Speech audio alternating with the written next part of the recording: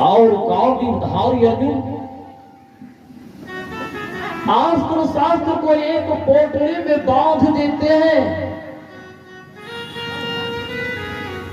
अस्त्र शास्त्र को बांधकर शमशान घाट में एक बहुत बड़ा घना घोर वृक्ष है, उस वृक्ष के ऊपर चढ़ जाते हैं और अपने पांचों भाइयों के अस्त्र शास्त्र को घना घोर पत्ता में छिपाकर बांध देते हैं। उसके बाद नीचे उतरते हैं, शमशान घाट में जाकर एक मुर्दा को पकड़ लेते हैं और मुर्दा के गले में राशा बांधकर उसी वृक्ष में लटका देते हैं ताकि इस मुर्दा को देखकर इधर कोई नहीं आवे। और पांचों भाई पांडव अपना अपना भेष बदलकर महाराज विराट के दरबार में पहुंच रहे हैं। तो सर्वप्रथम देखा जाए कौन आ रहे हैं, तो धर्मराज युधिष्ठिर जी अपना भेष बदलकर महाराज विराट के दरबार में पधार रहे हैं। इधर महाराज विराट ब्रह्म मुहूर्त के बेला में जगकर नित्य क्रिया कर्म से निवृत्त होकर सभागार में आकर के बैठ जाते हैं। इधर से धर्मराज युधिष्ठिर जी आते हैं, महाराज विराट की जय हो, राजा विराट की जय हो। महाराज विराट के कानों में जो ही आवाजें सुनाई पड़ी, आवाज पड़ी जब कानों में, आवाज पड़ी जब कानों में,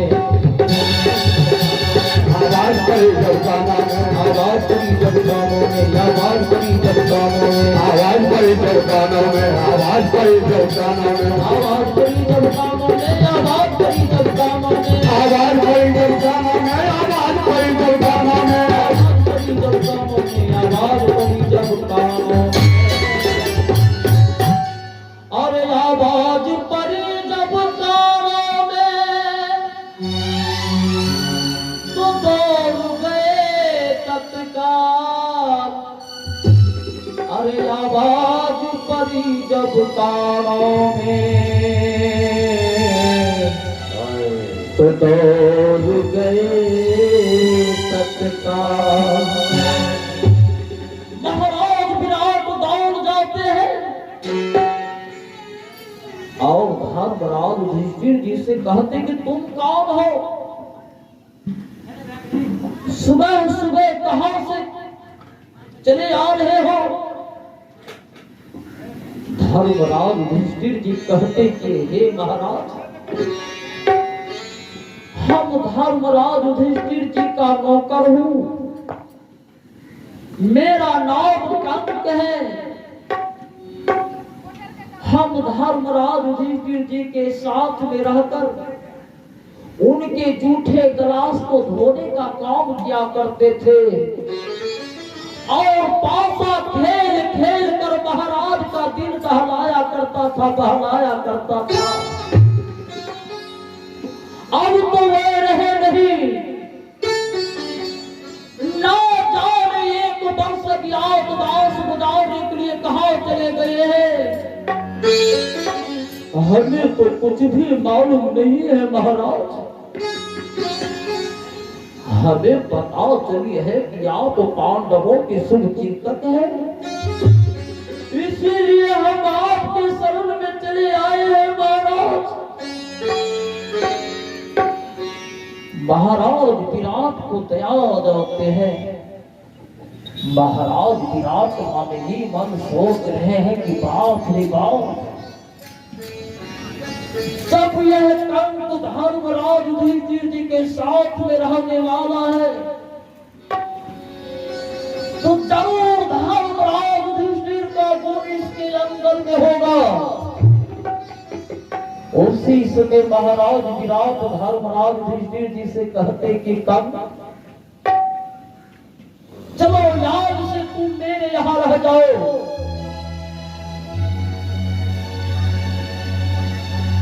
और मेरे यहाँ रह करके जूठे गिलास को धोने का काम करो और पासा खेल खेल कर मेरे दिल को बहलाने का काम करो।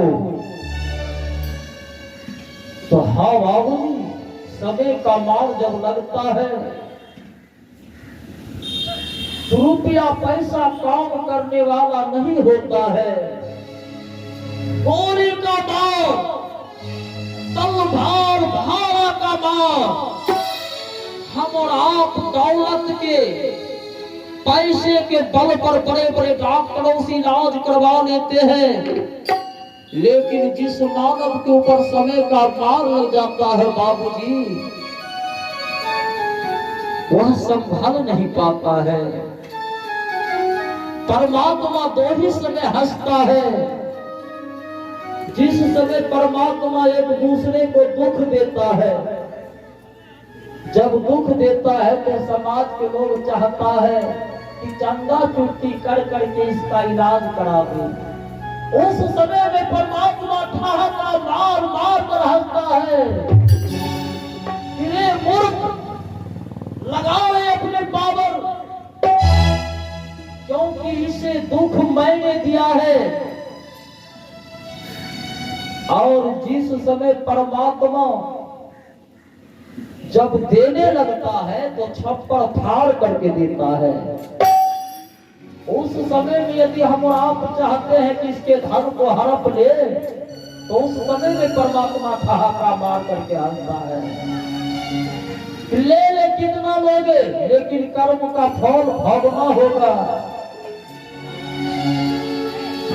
जैसा मैं करावा करबो,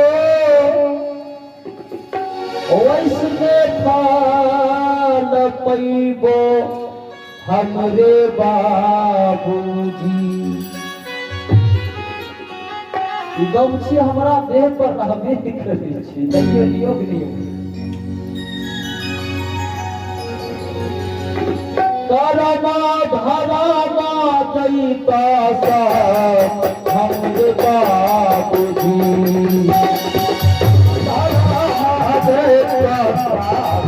हमरे बाबूजी, करमा धरामा दैता सा हमरे बाबूजी।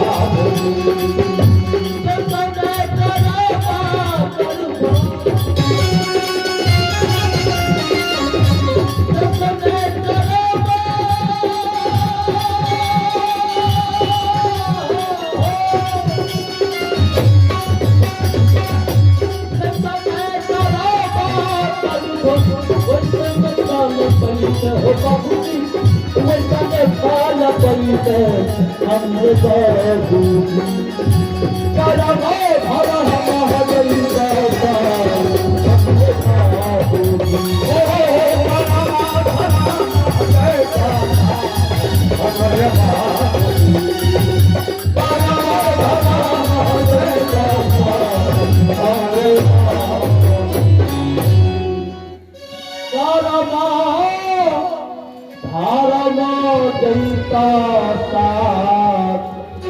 हमरे बाबूजी महाप्रलय की ओर सबों को इस मरु में चलते देखा, जिससे लिपट जुड़ाता सबको ज्वाला में जलते देखा। रोते जग की अनित्यता पर सभी विश्व को छोड़ चले, कुछ तो चढ़े चिता के ऊपर, कुछ कब्रों की ओर चले। रुके न पल भर पुत्र मित्र माता से नाता तोड़ चले। लैला रोती रही पर कितने मजनू मुख मोड़ चले। महाप्रलय किन्हें कहा गया है? जब बारी बारी से शरीर से जब प्राण छूटता है वही है महाप्रलय।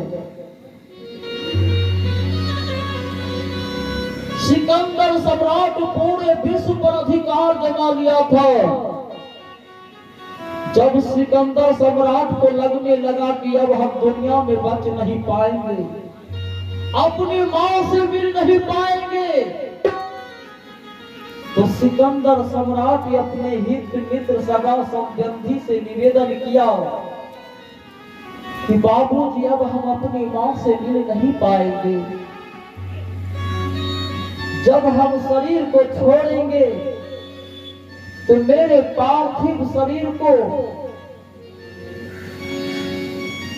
डोली में दे दीजिएगा और मेरे दोनों हाथ को बाहर निकाल दीजिएगा,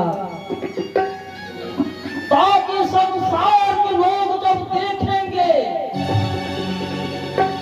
तो कहेंगे कि देखो सिकंदर सम्राट, विश्व विजेता सिकंदर सम्राट को, जिन्होंने पूरे विश्व पर अधिकार जमा लिया था। जिस समय सिकंदर सम्राट का जन्म हुआ था उस समय में आकाशवाणी हुई थी, यह बालक विश्व विजेता होगा। बालक होनहार का उस शब्द को अपने कानों में रख लिया और उसी का आधार पर चलना आरंभ कर दिया और पूरे विश्व में विजय हो गया, विश्व विजेता का उपाधि मिल गया।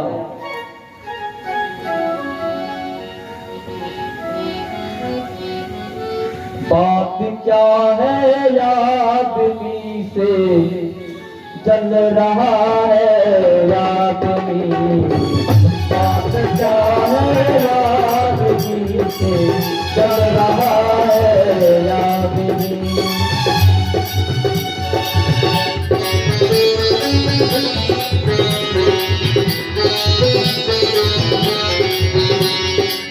जब किए कहीं दूर से, जब किए कहीं दूर से बना हुआ है आदमी, पाप क्या है आदमी से जल रहा है आदमी,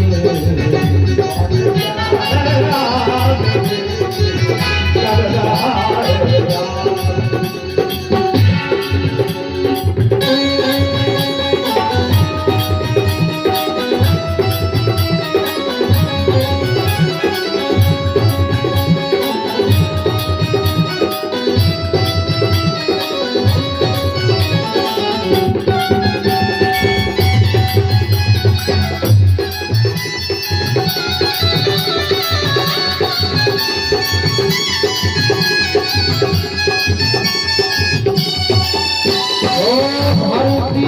पर सूर चांद रात दिन सब एक है।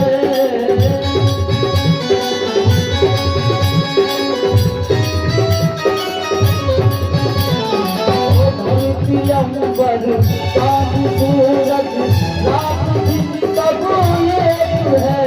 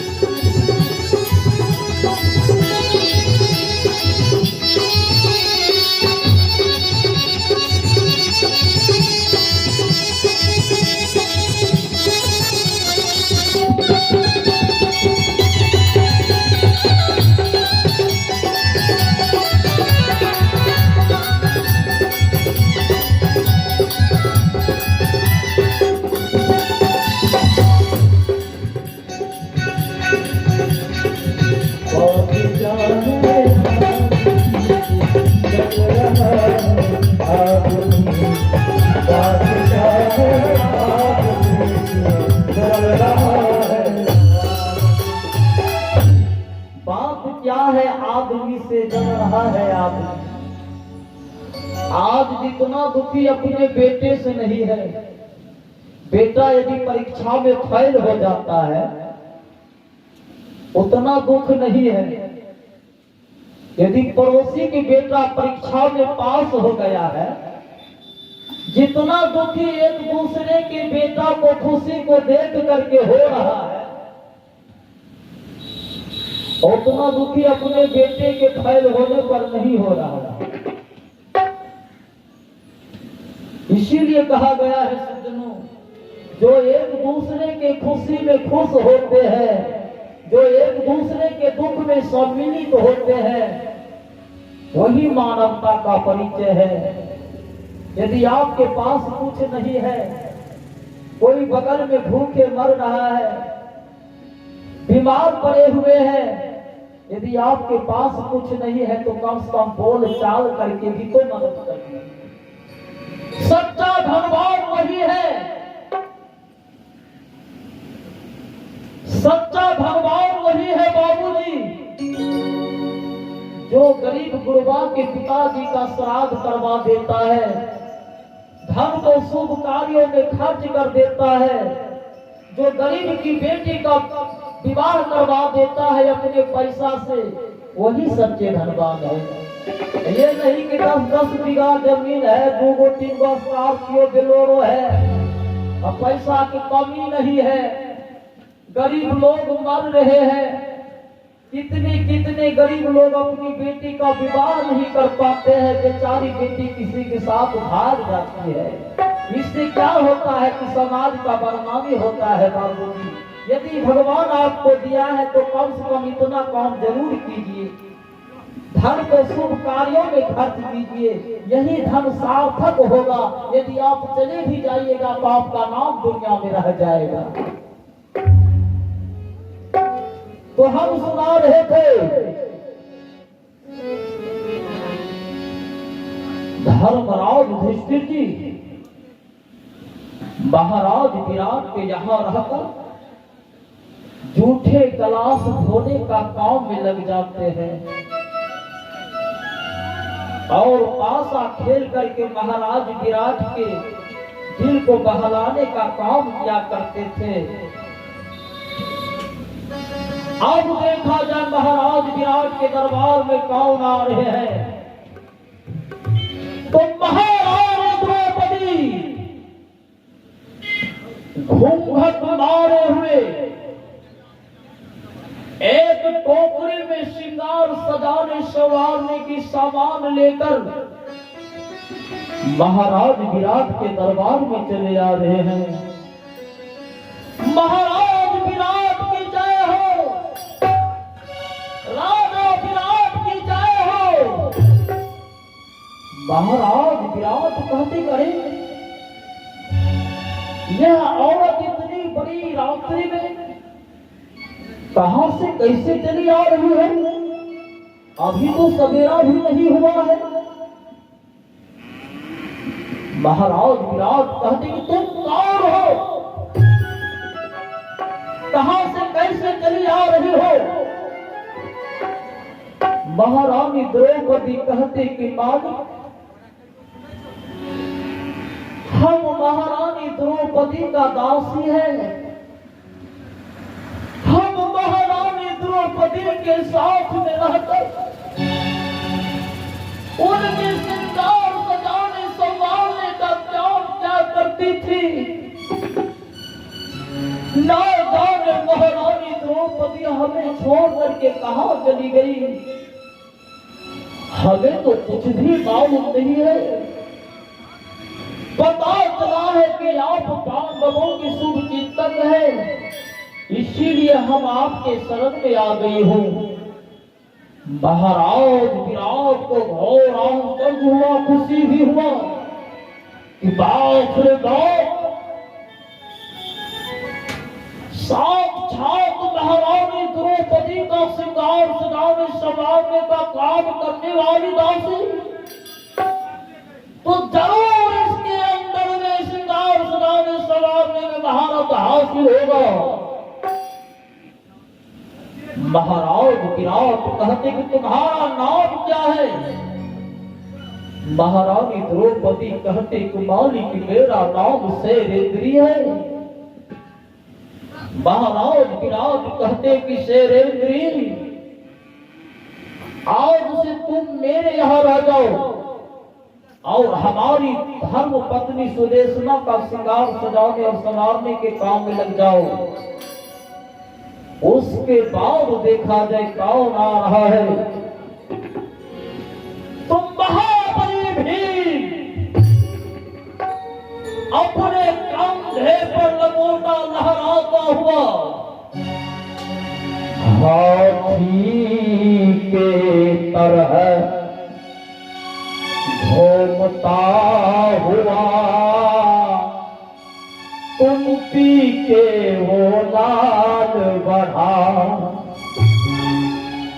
इधर महाबली भीम मतवाले हाथी के सलाम घूमता हुआ महाराज विराट के दरबार में पधार रहे हैं। महाराज विराट की जय हो, राजा विराट की जय हो। महाराज विराट देखा, कहा कि बाप रे बाप, यह पहाड़ किधर से आ रहा है। ना जाने किसके सर पर गिरेगा, किसका चखना दूर होगा, कोई गारंटी नहीं है। महाराज विराट कहते कि पहलवान भाई तुम कौन हो, कहां से कैसे चले आ रहे हो। तो महाबली भीम कहते कि हे महाराज, हम महाबली भीम का नौकर हूं।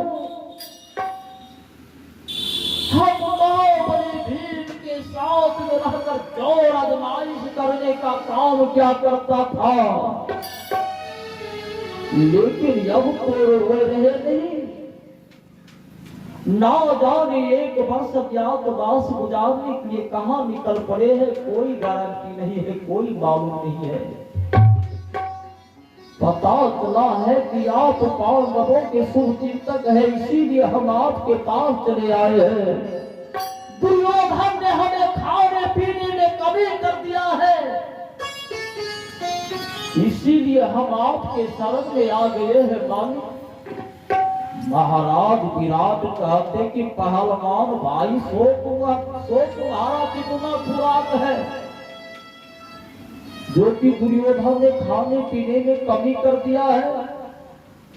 महाबली भीम कहते कि 40-50 मन दूध शाम को पी जाता हूँ, 40-50 मन दूध सुबह को पी जाता।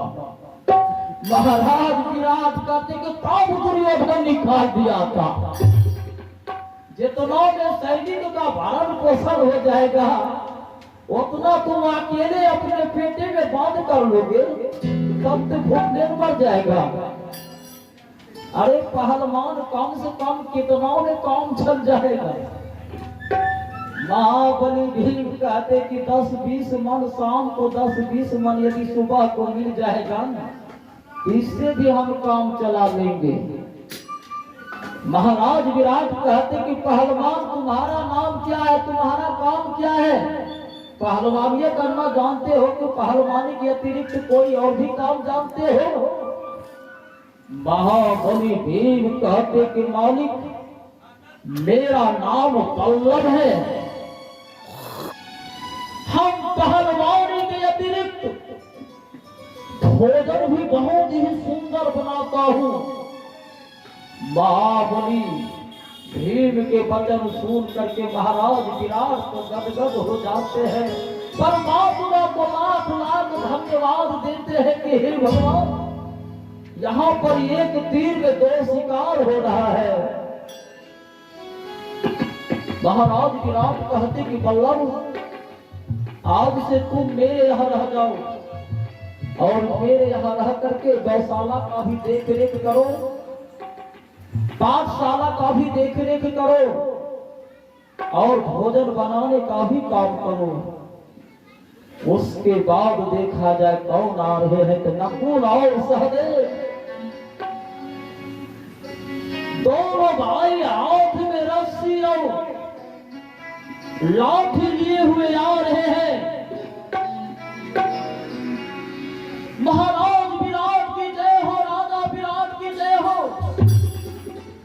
महाराज विराट कहते करे तुम दोनों कौन हो? नकुल और सहदेव कहते कि मालिक मेरा नाम आशुपाल है। सहदेव कहते कि मेरा नाम तांत्रिक पाल है। हम धर्मराज युधिष्ठिर के गौ का चरवाहा है। सहदेव कहते कि हम महाराज धर्मराज युधिष्ठिर के गौ का चरवाहा हूं। हमें यह भी मालूम है कि किस गौ के मूत्र को लेकर के बांझिन की स्त्री को पिला दिया जाए वह पुत्रवती हो जाएगी। नकुल कहते कि मालिक मेरा नाम आशुपाल है। हम घोड़े का सही हूं। कौन सा घोड़ा किस चाल में चलेगा, किस ढंग से उसको लगाम कसा जाएगा तो शुद्ध चाल में चलेगा।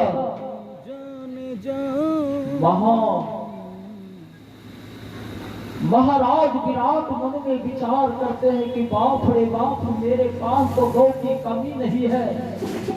चलो सस्ते में नौकर मिल रहा है।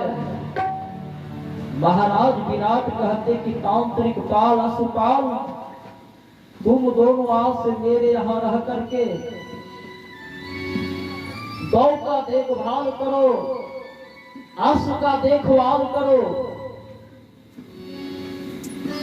अब उधर देखा जाए कौन आ रहे हैं तो चटक मटक दिखलाते हुए गांव में उधारी अर्जुन चले आ रहे हैं। महाराज विराट देखा कहा गाड़ी है हिजरा कहां से कैसे चले आ रहे हैं। महाराज विराट कहते कि तुम कौन हो, तुम्हारा नाम क्या है। गांधीधारी अर्जुन कहते कि हे मालिक मेरा नाम बिरहनला है। मेरा नाम बिरहनला है। हम गांधीधारी अर्जुन के साथ में नृत्य किया करते थे। अब तो गांधीधारी अर्जुन रहे नहीं। ना जाने एक वर्ष अज्ञातवास गुजारने के लिए कहां चले गए हैं। हमें पता चली है कि आप पांडवों के शुभ चिंतक हैं, इसीलिए हम आपके शरण में आ गए हैं। महाराज विराट कहते कि नहीं नहीं, ऐसे हम तुमको दरबार में नहीं रखेंगे। पहले तुम्हारा जांच पड़ताल होगा। उसी समय महाराज विराट अपने सिपाही को आदेश देते हैं, देख क्या रहे हो, इसका जांच पड़ताल किया जाए, यह वास्तव में हिजरा है कि नहीं है। हाँ बाबू, जब गांधीधारी अर्जुन का जांच पड़ताल किया गया, सचमुच में गांधीधारी अर्जुन हिजरा साबित हो जाते हैं।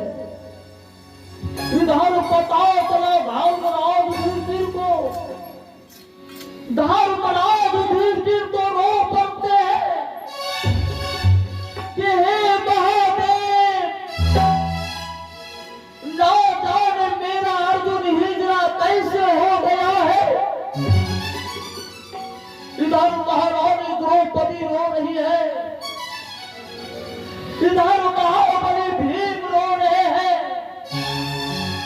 कि हे भगवान, हे कन्हैया, ना जाने हमारा अर्जुन हिजरा कैसे हो गया है। एकमात्र अर्जुन में वह क्षमता था जो कि अपने गांव के बल पर अकेले ही दुर्योधन से लड़ाई लड़कर आधा राजपाट को वापस कर सकता था।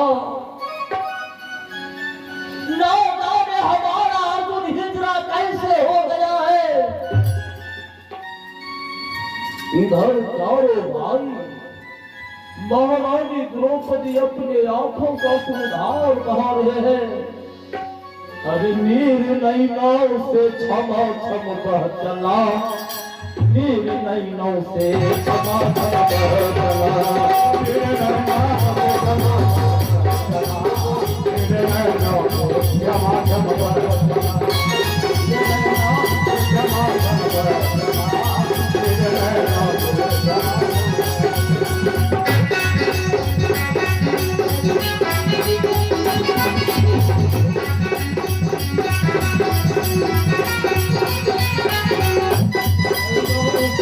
क्षम बह चला, नीर नैनों से क्षमा।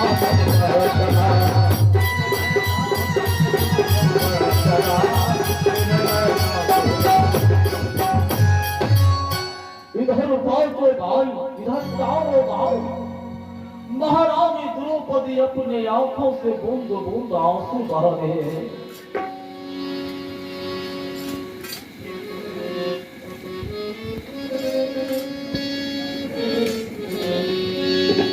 हंसा के क्यों रुलाया रे,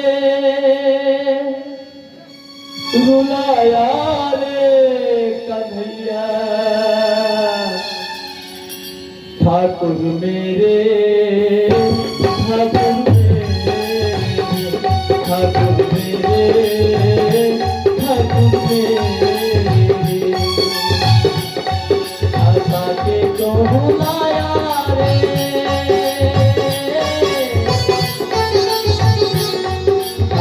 के क्यों रुलाया रे, रुलाया रे कन्हैया, ठाकुर मेरे,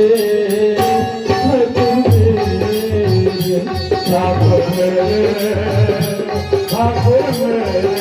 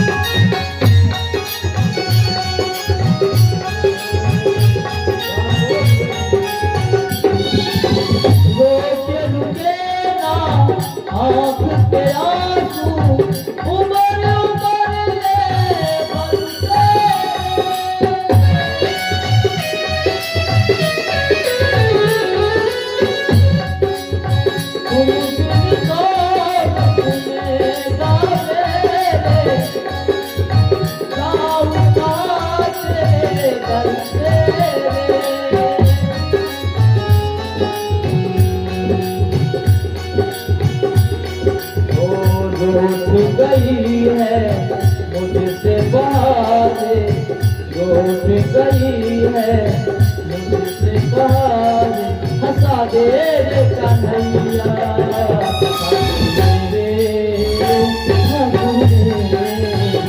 ठाकुर मेरे, ठाकुर मेरे।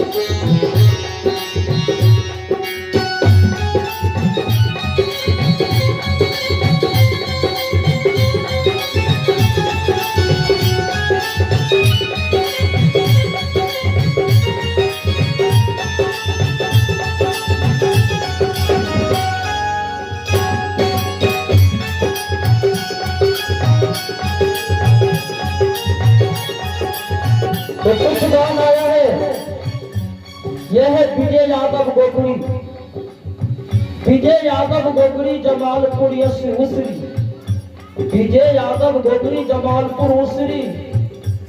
इन्होंने मालिक के दरबार में बड़े ही उदार हृदय के साथ 51 रुपये के दाम दे रहे हैं। उनके चरणों में प्रणाम। और वो जिस भाव से मालिक के दरबार में दाम दे रहे हैं, मालिक उनके भावना को पूरा करे। दान और दुर्गति नाश, दान से ही दुर्गति का नाश होता है। धन में से यदि 10 भाग निकाल करके दान कर देते हैं तो धन का सफाया हो जाता है। मान लिया जाए 10,000 का वस्त्र है, यदि यह मैला कुचैला हो जाता है तो क्या रुपया में चकाचक होता है?